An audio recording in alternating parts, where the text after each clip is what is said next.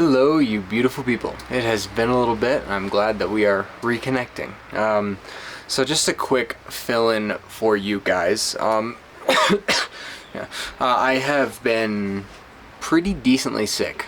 Here in Peru, every once in a while you get a parasite. It's not super frequent, but it happens and you get sick. Or, you know, maybe you get a little low energy because you picked up something or ate something bad.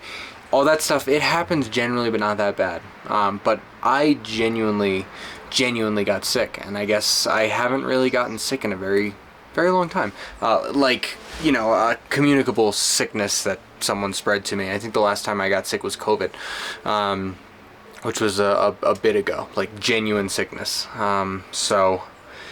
Yeah, I was definitely down for the count. I don't know if maybe it's because I don't get sick that often that when I do get sick it's more rough, or if maybe my immune system just happens to be really high, so I don't really get sick unless it's something that's particularly nasty. But I did pick up something, and unfortunately I passed it over to my partner, who is now on the mend. Maybe, I don't know. But yeah, I was down for about a week, which I was sick a little bit before, but you know, I think I got sick on like a Friday, and I was sick until Sunday the following week, or Monday the following week. I was down for a pretty decent period of time. So I'm glad to be up and at 'em. I also think another thing that really got to me, which I kind of hinted at too at my post, is I've definitely had some stress on my shoulders. For the most part, life is a bit slower here, but the things that plague you in your life wherever you're from, when you move somewhere else, they don't necessarily go away. So there was just kind of a culmination, you know, work, culture, things I had to deal with.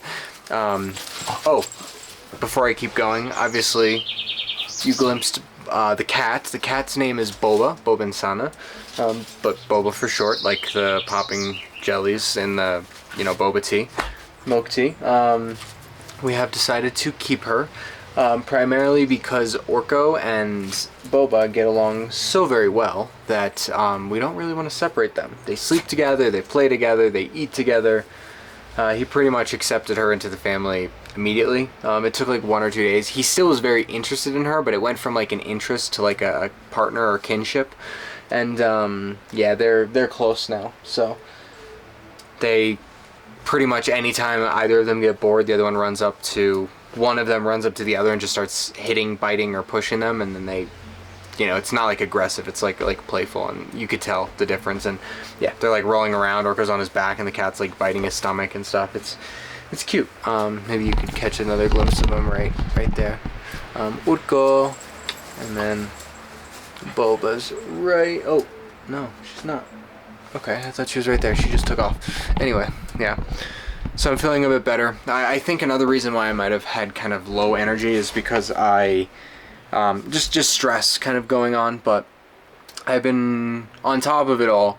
I've kind of had some burnout as far as creatively speaking.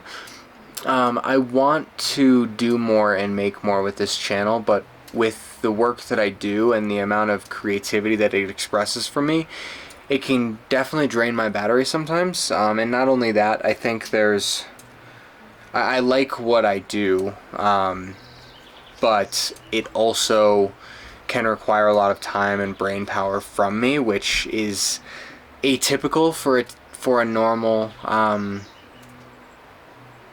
to 5. Like when I was at Trader Joe's, I could more or less turn my brain off and not really think and just do what I needed to do, which I really appreciated, because then when I came home I got to use all of my brain power for whatever it is that I wanted to use it for, because my brain needed to be kind of expressed. But this new job that I've been working, I wouldn't even call it a job, I guess freelance, I don't know what to label it, but the new place in which I procure finances, yeah, it requires a significant amount of brain power to kind of do. So in one way it's really good because I'm always thinking on my feet, but in another way,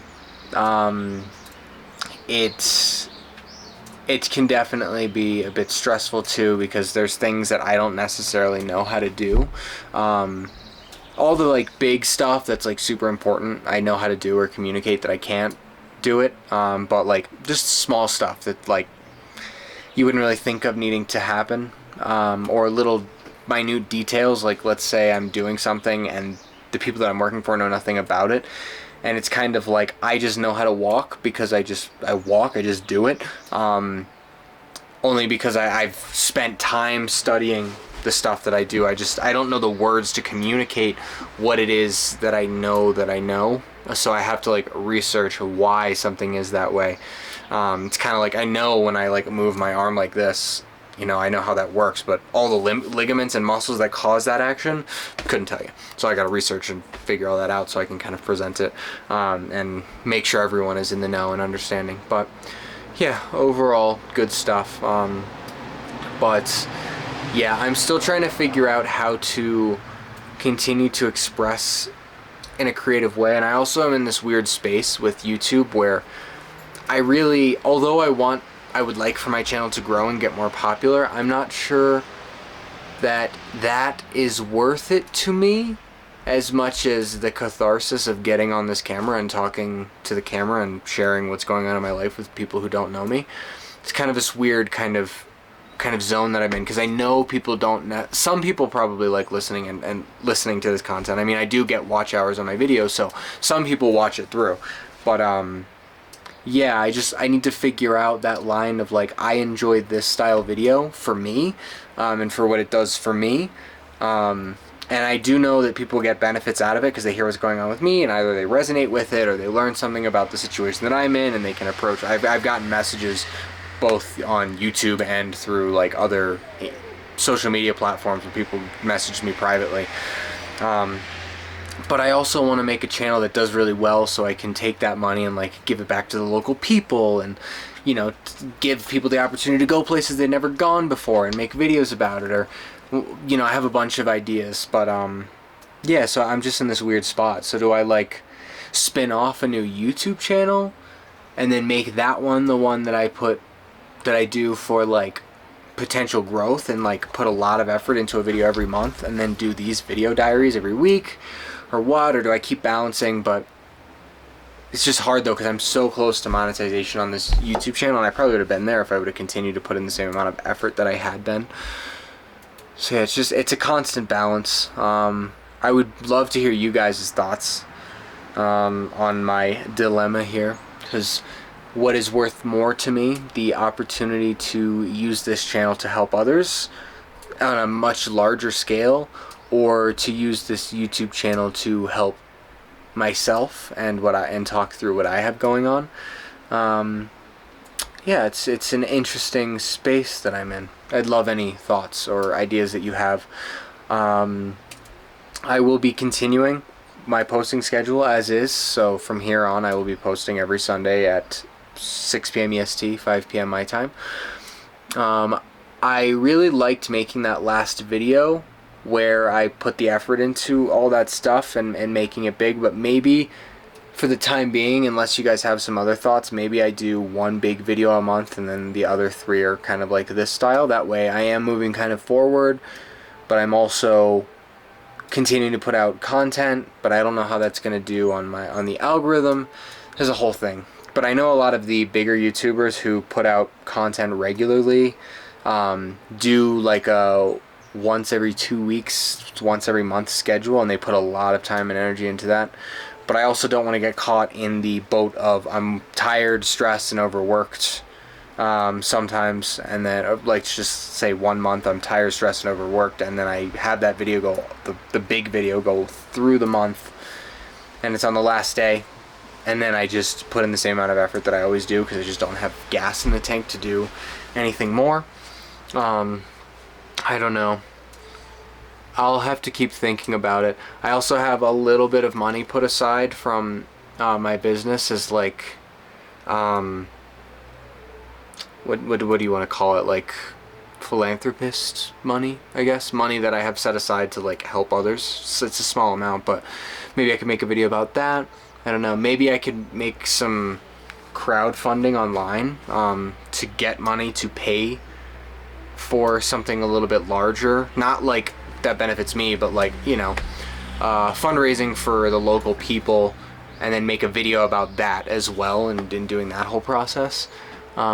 feel like that could be cool, documenting like how to change people's lives with only work and no money on your part. Could be interesting. And last remark before I wrap up and stop rambling today, there's a good chance that I'm going to be going to Iquitos very, very soon, Peru, the Amazon jungle, which if I do, I'll be getting videos from, and that's looking like it might be June. There's a couple things that need to click into place that are out of my control. A couple people that I need okays from and stuff like that, but there's a very good chance that I'll end up in Iquitos and be in the Amazon jungle, and I'm really excited to take some videos of the Amazon jungle just because I feel like you guys would love to see it. And a lot of people are never going into the Amazon jungle. I'm nuts. I've gone in many times. So I'd love to be able to give the opportunity for someone to see what that's like without having to actually go in there. Or maybe I inspire someone to go in there after they see my video. Anyway, that being said, thank you so much for listening to my rambling. I really appreciate you guys, and I will see you very soon.